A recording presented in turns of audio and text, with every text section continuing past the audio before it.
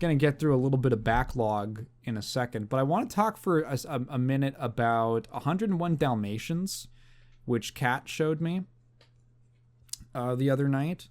So what's funny is that I could have sworn we've seen almost every single Disney animated movie because she's like on a quest to show me all of them.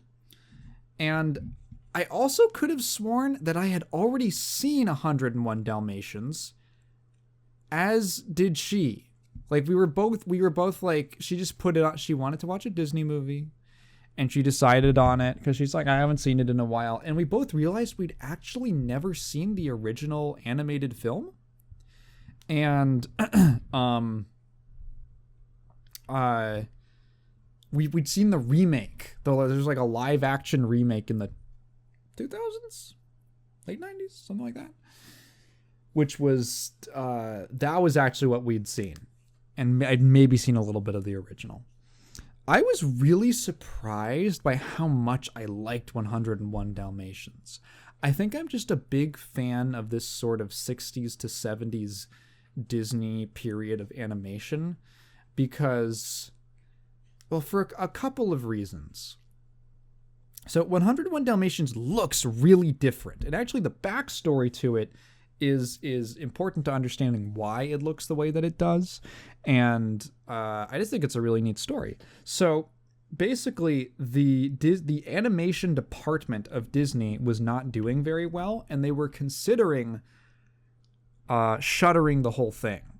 It was in danger of just like completely being folded, and I guess they just focus on live action stuff.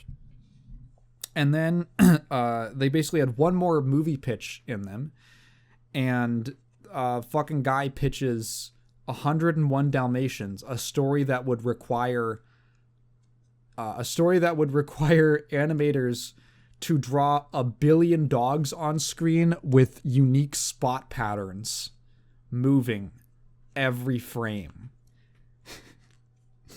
And you kind of like feel someone wanting to choke him out. But they had a solution. So 101 Dalmatians has this kind of sketchy looking, slightly rough style to it, like in the line work. That's because it was the first Disney movie, and maybe probably the first animated feature, to be made using Xerox technology, where they would actually... So typically, the animation process involved the pencils. They would do the pencils and then the inks, so that you'd have like the looser pencil sketches, and then someone would go in and with a pen and make straight, smooth, clear lines for the animation. And that was like, the final version of the, that was what it would look like. And then that would be like painted in and all that put together. They realized that it was, what they could do was just go straight from pencils and then copy. They could use a Xerox machine to copy the penciled frames directly to animation cells and then just paint that, which essentially took out the entire inking process. And despite what you would think, you'd think that it would be a lot more costly to animate all these damn dogs. It ended up costing like half of what their previous animated feature had been. So it was an extremely cost-effective movie, and it performed very well. And it basically saved the animation studio at Disney. And so, but because there was no inking process, everything that you're seeing on screen is basically the directly from the artist's pen, like directly from or pencil. I don't know exactly what they used. I'm not the expert. What they used, it's directly from the hand, and so it's this. It has that same fidelity of this gorgeous, extremely high frame rate, detailed Disney animation. But there's a rougher, more right off the sketchbook quality to it that is so unique and charming looking. I think that's also might have been what they did for The Rescuers, and I also love the way that film looks. I really like the one thing that I appreciate about this and The Rescuers is how quiet they are. The soundscape of these movies is very striking to me. I think it might just be kind of an older animation thing, because I noticed this in like 70s anime and stuff like that, where at least in like 101 Dalmatians, it's a very quiet film. There's a lot of like silence, and it's a combination of, there's not a whole lot of sound effects.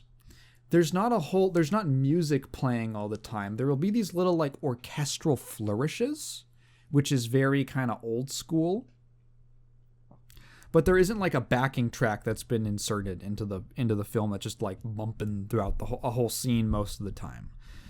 For very like intense scenes where the music really like is trying to amplify that. Yes, there is. But a lot of moments are just the characters moving around and doing stuff with like little strings here and there. Little sound effects as they're doing things that, very, very diegetic sound. So it's that combined with how much like detailed like show off animation is what I call it. Like when you watch a lot of these old Disney movies, it's not just like the character can never just open a book and read it. They have to like pick it up, and like you see the weight of the book in their hands from the way that they kind of like whoop, and then they got to like reach over, and then they pull the book open, and you can see all the individual pages like flipping forward, and as it opens apart, as it spreads apart. And they can't just read directly from it. They wet their finger, and then they put it on the corner, and they flip it, and they flip another page, and then they flip a few more, and it goes, and then they the whole time, they like reel back, and then they look forward inside, and it's like, it's such a simple action. The character opens a book, flips through it, and reads it. But there is so much detail, so much unnecessary detail to just communicating to the audience what's going on, that they go to the extra mile to put in just because they're flexing hard as fuck that they can. And it makes the characters feel extremely lively. They're very like vivacious. The characters move with so much energy and intent, and like every emotion that they're feeling, from like the slightest hesitation to the littlest bit of focus, is represented in some kind of bodily motion. Like there's a shot of the owner of the main character, the dogs, I forget what his name is, in 101 Dalmatians, of like the dog's owner putting on his jacket to go outside. And the animation, I was just watching him fucking put on his jacket, and I was like in awe. It's the most incredible animation of someone putting on a jacket I've ever seen. It looks more like real life than real life does. And it's like a cartoon character with a big old nose. Big old snout. And I'm it's these two things that how do I describe it? The characters have so much presence, but at the same time, the environments feel kind of empty. Like the scenes where the main character goes to the park, right? They go to the park. He goes, takes his dog on a walk to the park, and there's not that many people at the park, and it just feels like there's no one around. There's just not a lot of background characters. There's a ton of motion in the characters on screen, but there's little to no motion in the environment. Like the trees don't really rustle in the breeze or something, and there's not all this stuff going on in the background. There's not like a squirrel running by all the time or like clouds moving in the background. Like the environments are fairly like, I don't know, like kind of almost play like the environments on a stage, you know? They feel like sets on a stage play. So that combination makes the characters feel, it makes the environments feel very large, because like shit echoes. There's not much around. There's not a ton going on around them, and the music and the sound effects are very minimal. So the environments, the settings, locations, they all feel very large, and there's like a ton of space. There's like all this auditory negative space, but the characters are so lively within it. It's this very interesting contrast that really, really brings them out. It makes them feel really powerful, and there's a really powerful emotion. Like there's so little to distract you from the character. And it brings all your attention to them, and I just find myself invested and not bored at all by what's going on. I feel like invested in the person. I can really like feel the character on screen. It's really interesting. I think as a movie, 101 Dalmatians is pretty good. I liked it a lot, actually. I think part of it is just that the atmosphere that I've been talking about, that I just really like how it feels to watch. But it's a charming story. It's dogs. It's a really weird story. I feel like if it was made today, if it was written today, it would be very different. Not because it's super offensive, although there is that, that one moment. There's that one moment where, the dog goes on a bit of like a weird rant about the Italians. But besides that, it's a pretty, the problem with the story, it's not a problem. It's that, okay, like, what order do I talk about this in? There's all this stuff. Okay. I wonder if there's been this thing that's happened now that people can get film degrees. I don't think there's a problem if you get a film degree. I want to preface this. But like when you institutionalize an art form, a craft, you kind of force it to become regimented to some degree. That there's a common curriculum that, say, screenwriting students are taught. That these are their primary influences. And these are the goals of a script. And all that. And does that create for a more samey or regimented output in culture? I don't know.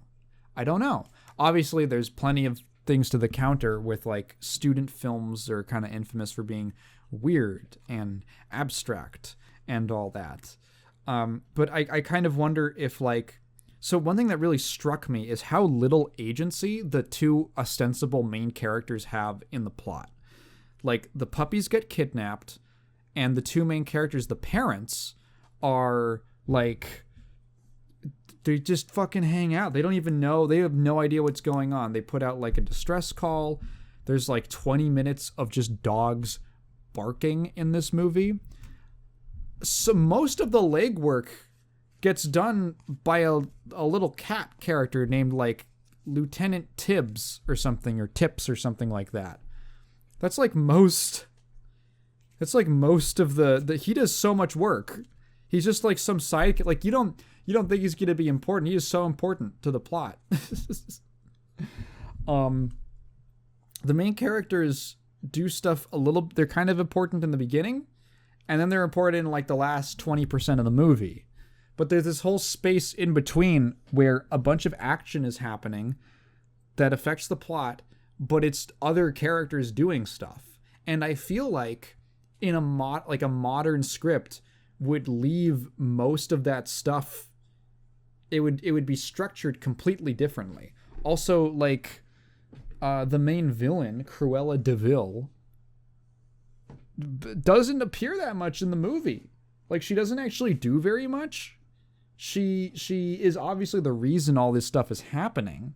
It's her two little British mooks are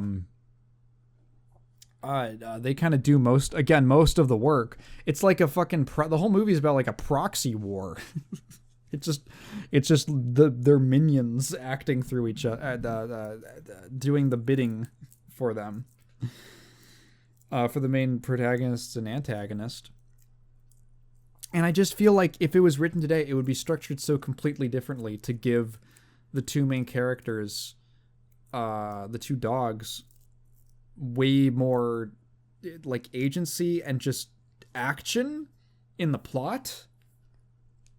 There's like such a long span that's just them like walking to the mansion, and they're just off screen like forever. It's not a negative of the movie. It's just kind of interesting. It felt kind of foreign. And I wonder if maybe that was because, I don't know, who wrote the movie? Who wrote the movie? 101 Dalmatians, 1961 film. Let's see, who wrote it? Screenplay by Bill Peet, uncredited. Oh, because he got the story by credit. Children's book illustrator and story writer and animator for Walt Disney. Filmography. Whoa, what the fuck? He was responsible for adapting Pinocchio, worked on Fantasia, Dumbo, bunch of shorts, Cinderella, Alice in Wonderland. He did the story for all of these. Peter Pan. Oh my god. So he was, did he go to school?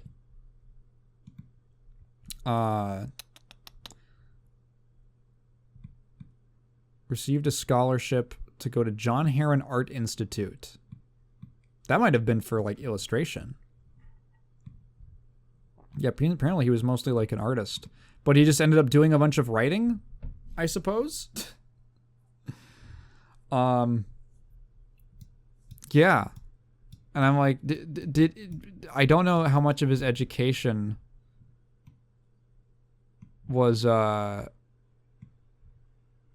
don't know how much of his education was like very formal writing, writing instruction. And like, is that kind of odd structure just a result of not having a lot of preconceptions about what a story should be like that are like drilled into his head? I don't know. I think it's interesting. College goers, let me know what you think. But 101 Dalmatians, I liked it. Oh, we also watched The Great Mouse Detective. I forgot about that. Also kind of a similar vibe. I also enjoyed it. I thought it was pretty good. I see why people liked it. I don't have a ton much to say about it that I didn't say about 101 Dalmatians. That's that. Yeah, do I have to tell you to go watch 101 Dalmatians? I think it holds up. I enjoyed it a lot.